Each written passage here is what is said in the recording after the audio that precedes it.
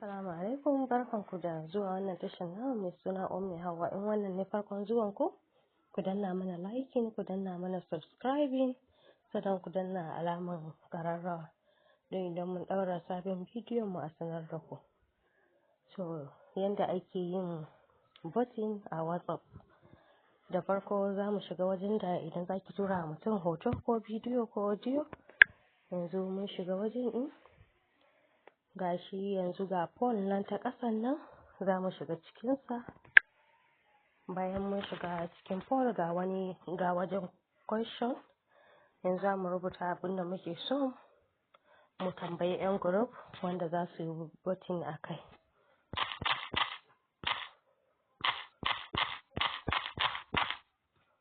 Bari in ce kun shirya?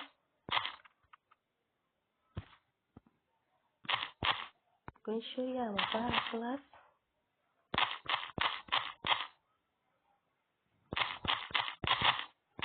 Kun shirya mu fara class yanzu?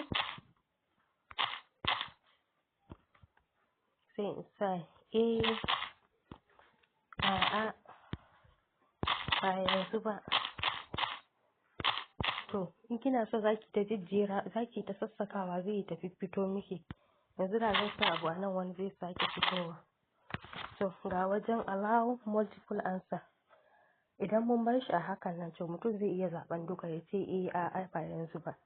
To, amma yanzu za mu danna shi, don haka zai rufu sai dai mutum ya zaɓi guda ɗaya ne kawai. To, sai na yi sending.